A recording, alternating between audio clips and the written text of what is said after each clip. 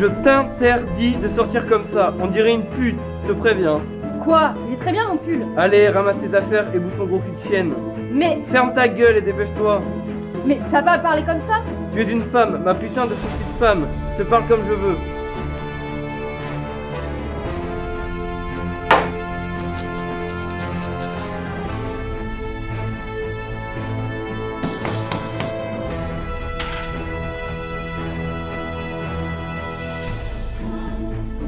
Oui, salut Jules. Ça va?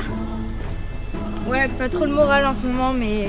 Ouais, moi aussi, on fait encore des problèmes à la maison, mais bon, comme d'habitude, mes parents, mais... Moi, je t'appelle pas pour ça, comment tu vas? Oh là là, attends, tu te souviens? Je t'avais parlé, là, d'un mec qui me suit tout le temps. Il est encore derrière moi, il me suit partout. Je sais même pas qui c'est. Non, je me retourne plus, non, il me fait super peur. Non, surtout reste au téléphone. Attends, je monte en plus. Non.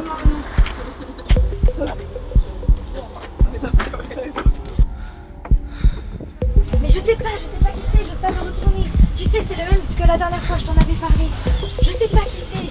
Il me fout la trouille, je te jure. Je sais pas. Attends, je te laisse.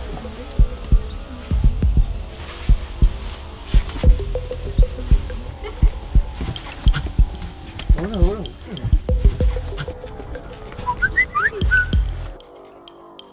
Alors, le territoire. Donc, je voudrais savoir un petit peu qu'est-ce que vous en pensez, qu'est-ce que c'est pour vous. Essayez de me définir le territoire. Une zone, enfin en tout cas, c'est délimité, c'est limité, mais c'est un espace. Donc, c'est un espace limité par l'homme pour satisfaire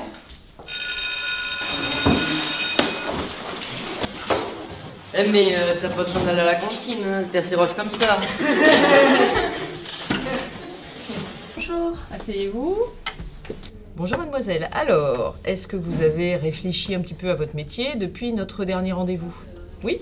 Oui, j'ai bien réfléchi et je veux être astronaute. Astronaute? Non mais, vous plaisantez. Enfin, c'est absolument pas un métier pour une femme. Il n'y a que des hommes qui font astronaute. Enfin, je sais pas, moi, vous devriez réfléchir. Regardez là, dans le domaine de la santé, le paramédical, ou l'humanitaire, ou le social, enfin, des métiers de femmes, quoi. Arrête de me parler comme ça, je suis pas ton chien. C'est moi qui travaille et ramène l'argent à la maison. Tu sers à rien. Ah oui? Et qui c'est qui fait à manger parce que monsieur préfère les plats mijotés?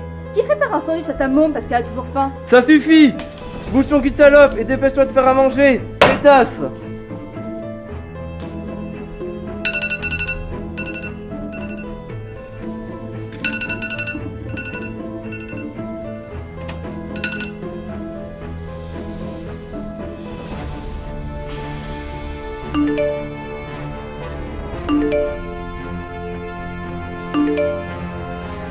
Voilà.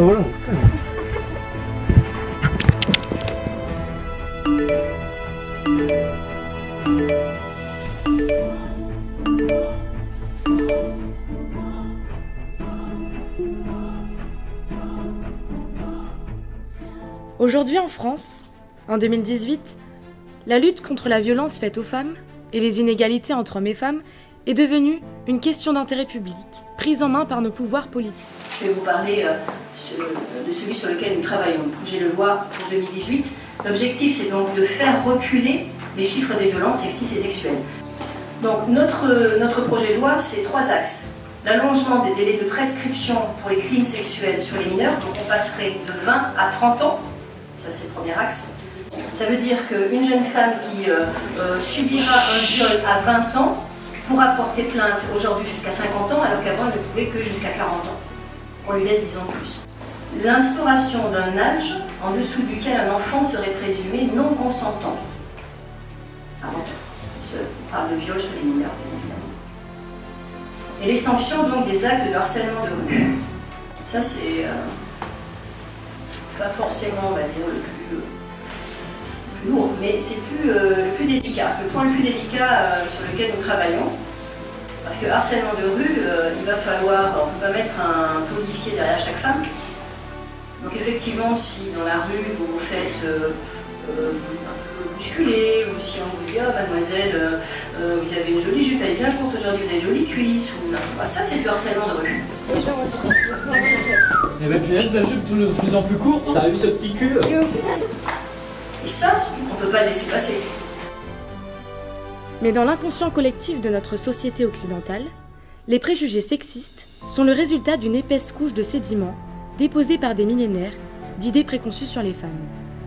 Les grands marqueurs de la domination masculine sont les différences de salaire ou l'accès limité aux postes de pouvoir. Il existe aussi des insultes propres aux femmes, comme se faire traiter de pute. Quand je me réveille le matin, je ne me dis pas que je suis une femme. Je vis la condition humaine, je me demande ce que je fais là. Mais je suis rattrapée par la condition féminine à travers la langue française. Comment expliquer qu'au XXIe siècle, où tout va plus vite, la société française reste figée dans ce paternalisme au point de justifier de tels comportements? L'histoire peut-elle expliquer cette lenteur dans l'évolution des mentalités?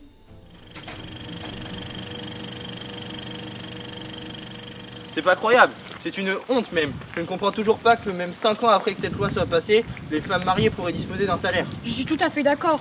Une femme ne sert qu'à tenir son foyer et c'est tout. On ne manquerait plus qu'on donne le pouvoir aux femmes. Allez, au revoir. Au revoir. Tiens, c'est Paulette qui t'écrit. Pourquoi tu lis mon courrier? Tais-toi, t'es ma femme, tu m'obéis, c'est tout. Puis là, c'est l'heure, j'ai faim. C'est prêt dans 1 minute. Tais-toi, va aider ta mère. Mais les garçons, ils peuvent aider aussi. Pour qui tu te prends? C'est pas un rôle d'homme de faire ça. Va aider ta mère, c'est tout.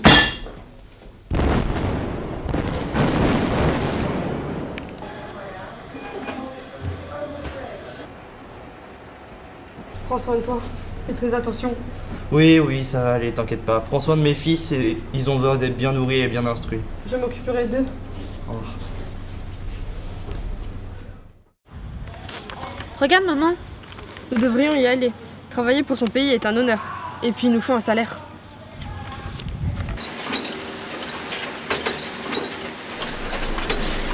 Plus vite, je vous prie. On travaille déjà beaucoup. Qu'est-ce que tu dis? Rien. Je m'y remets tout de suite. Pour le salaire qu'on a, ça vaut pas le coup de se tuer à la tâche.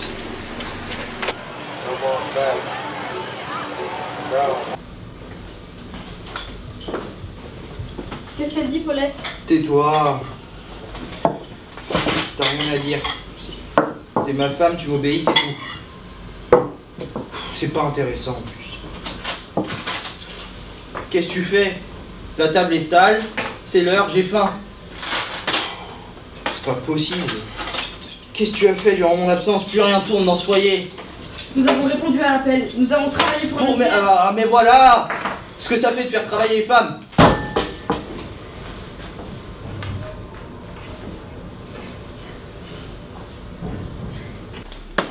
Bravo mon fils, je suis fier de toi. Tu es digne de la lignée des Montusson. Merci papa. Mais pourquoi n'est-il pas fier de nous? On a travaillé pendant la guerre. Et puis, moi aussi j'aurais voulu faire des études. Ne dis pas une chose pareille. Nous sommes des femmes. Nous devons trouver un mari et lui obéir. C'est injuste. Non, c'est notre devoir. Et pourtant, la reconnaissance des femmes comme l'égale des hommes ne fait que commencer. En 1924, les programmes de l'enseignement secondaire, ainsi que le baccalauréat, devinrent identiques pour les filles et les garçons. L'année 1936 vit les premières Françaises sous secrétaire d'État, alors que les femmes n'ont pas le droit de vote. En 1938, l'incapacité civile des femmes est supprimée. Pour autant, cette évolution fut-elle reconnue et acceptée par la société? Jean, comment as-tu pu? Et ma chérie, de quoi me parles-tu? Qu'est-ce qui t'arrive? C'est Émilie Juliette. Mamie, tu as couché avec elle. Mes parents te faisaient confiance. Ils m'ont mariée avec toi me promettant que tu étais le meilleur parti que je pouvais avoir. J'ai accouché 2 enfants. Je les lave. Je les fais manger. Je m'occupe d'eux tous les jours. Je m'occupe de vous. Et tu oses me trahir après 10 années passées à tes côtés. Ce n'est pas ce que tu crois. Ne te justifie pas, j'en sais trop tard. Tu as toujours fait tout ce que tu voulais, tu tiens ta distillerie de cognac, qui est plus chère que n'importe quoi à tes yeux. Et moi qui voulais suivre des études de journalisme, je ne peux même pas. Genre, je te hais. Je ne peux plus continuer comme ça. Je veux retourner à Saint-Martin. Garde les enfants. Emma, tu es folle. Tu es ma femme, tu n'iras nulle part. Tu restes à la maison à t'occuper des enfants, un point c'est tout. Mais Juliette, comment as-tu pu? Toi, mon ami, je t'ai fait confiance. Tu as osé. Je t'ai soutenu dans les moments les plus durs. Il suffit que je tourne le dos quelques secondes pour que tu en profites avec mon mari. Monsieur Deninger, votre femme a couché avec mon mari. Je te laisse. Réfléchis la prochaine fois, espèce de dévergondé. Mais Juliette, est-ce vrai? Je voulais être teacher, c'est toi qui ne voulais pas. Pendant ce temps, moi, Atome, à t'attendre. Et alors, tu en profites avec le premier venu? Émilie Juliette, réponds-moi. Tu mériterais que je te frappe pour cet acte. Monte et tu descendras quand tu comprendras qu'il n'y a qu'un seul homme ici. Ton mari. Tu me fais honte. Tu m'as humilié. Va-t'en avant que je te frappe. À voter. Le 21 avril 1944, le droit de vote est accordé aux femmes par le général de Gaulle.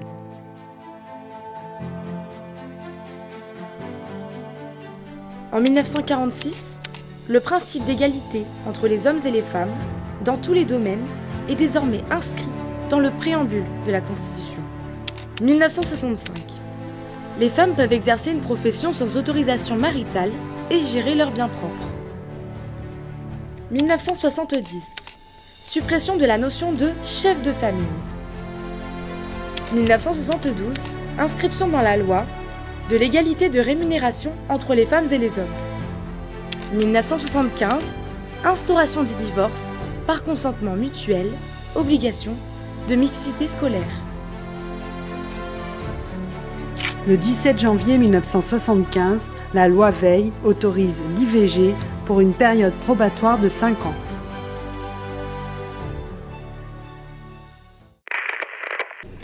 Moi c'est René. Alors il y a l'usine, les camarades et moi. Il y a les femmes qui vont dans la rue pour se libérer qu'elles disent. Il y a nous donc, il y a nous et on comprend pas pourquoi elles font ça. Il y a l'automobile et dans l'automobile, une femme elle peut pas y porter grand chose. Il y a ma famille, pareil. Il y a mon père, agriculteur. Il y a ma mère, elle travaillait pour lui. Et elle a jamais rien dit. Et de toute façon, elle y avait rien à dire. Elle n'avait rien à dire. Alors, il y a René, mon mari. Il y a que c'est pas parce que je suis mariée avec lui que je suis d'accord. Il y a les femmes qui vont dans la rue pour se libérer. Elles ont raison. Mais il y a René. Et avec René, c'est difficile d'en parler. Il y a que René dirait que je le respecte pas, qu'il serait capable de me mettre à la porte. Et puis il y a l'usine où je travaille.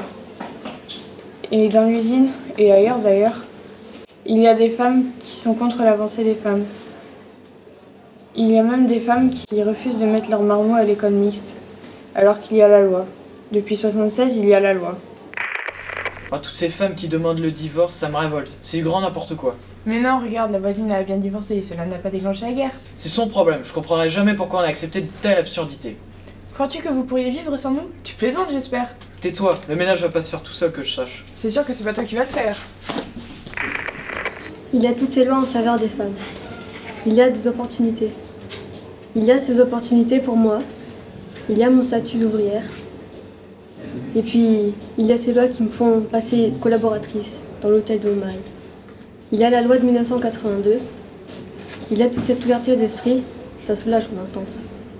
Il y a quelques années, j'ai été obligée de me marier avec Alain, mon mari, car je me suis trouvée enceinte et que nos familles, les proches, les voisins n'acceptaient pas les enfants hors mariage. Là où je veux en venir, c'est que grâce à toute cette mobilisation, ça n'arrivera pas aux femmes de demain. Moi, c'est Alain. Il y a l'évolution du droit des femmes, c'est une bonne chose pour notre société. Il y a les femmes, il y a les droits. Les femmes doivent avoir plus de droits et de liberté. Il y a ma mère, qui suivait tous les mouvements de libération des femmes. Il y a ma sœur, Nicole, et moi qui avons grandi avec la conviction que les femmes ont leur place dans la société. Mais il y a des limites. Il y a par exemple ma femme Mireille. Il y a la normalité. C'est normal pour moi de prendre les décisions sur notre couple ou sur les tâches ménagères. Et qu'est-ce que tu fais? Je lis le courrier, ça se voit pas? Tu Tu ouvres le courrier, mais c'est mon courrier. Et alors, on est mariés, j'ai quand même le droit de savoir ce que tu reçois. Bah figure-toi que non, tu n'as plus le droit. Tout ce qui est à toi est à moi. Mais c'est ma vie privée. En plus, c'est une lettre de ma cousine. Comme si elle allait dire des atrocités sur ton dos. Mais pas du tout.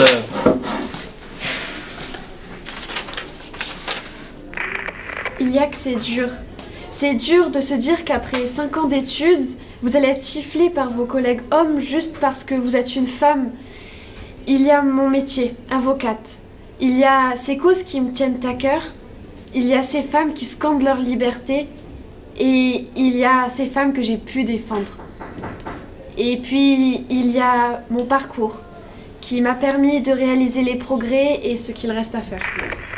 Nicole parle de la condition des femmes, mais quand je vois toutes les bêtises que René sort à la seconde, je ne sais plus trop quoi penser. Comment ça? Tout ce que va en tirer, c'est qu'on est en bonne voie. Et puis déjà l'année dernière, ils ont mis en place un ministre des droits des femmes. C'est une femme, maman? Évidemment, c'est Yvette Roudy. Tu es dans une grotte ou quoi? Bah non, mais à la maison, c'est René qui choisit la chaîne de télé, bah oui, tu crois quoi? Le journal qu'il achète, le canal de radio, et Yvette Roudy, j'en ai pas entendu parler. Mais tu sais qu'il peut plus décider tout ça pour toi, hein? Puis si ça devient trop grave, tu peux demander le divorce. Non, c'est bon. Mais je ne savais pas que ça existait. Bah non, oui. Faudrait plutôt pour René quelqu'un pour lui clouer le bec. C'est quand que nous, les femmes, on va se faire entendre véritablement? Effectivement, aujourd'hui, de plus en plus de femmes sont élues. À l'Assemblée nationale, vous avez vu, on arrive à petit équilibre. Bon, la balance est encore un peu, mais bon, on y arrive. Donc l'égalité, on va dire, au niveau, dans le domaine politique, allez, est presque parfaite. Puis après, il y a le quotidien. Le quotidien, c'est pas le même. Pas du tout le même. C'est-à-dire que messieurs, les députés, encore, eh bien, s'imposent davantage que nous, mesdames. Surtout, en plus, on est élus. Et là où on peut faire quelque chose, c'est nous, mesdames, eh bien dire, mais non. On est aussi compétentes que vous, on travaille beaucoup, les journées sont très remplies, il faut jouer des coudes, hein. Vraiment, il faut jouer des coudes pour en obtenir autant que ces messieurs députés. Donc, vous voyez, même après, au quotidien, bah, rien n'est gagné. Je pense que législativement parlant, on avance. Vous parlez en 24 du programme du bac, mesdemoiselles, vous passez tout le bac, ça, ok, super, texte appliqué. Après, il y a d'autres textes, ça existe, d'autres lois, où là, 1972, principe d'égalité des rémunérations. C'est voté, ça existe. 1992, loi sanctionnant le harcèlement au travail. 2001, loi sur l'égalité professionnelle. Qu'est-ce que vous pouvez me dire sur ces 3 derniers textes? Ils existent. On les a votés. Ils ne sont pas appliqués. Et alors là, comment on fait maintenant? C'est vraiment, c'est un problème culturel. Au-delà de tout texte qu'on pourra voter, c'est-à-dire les sanctions, effectivement, comme tu disais, au niveau de l'égalité professionnelle. Il y a des sanctions, il y a encore des choses à faire, je suis d'accord. Le harcèlement de rue, vous savez qu'on travaille sur un projet de loi sur le harcèlement sexiste et sexuel. Tout ça, c'est encore indispensable. Il faut que nous, parlementaires, on produise des textes. Mais après, les textes ne suffisent pas, il y a le quotidien. Et le quotidien, c'est vous qui devez le prendre en main. Et vous? Que proposeriez-vous pour l'égalité des sexes?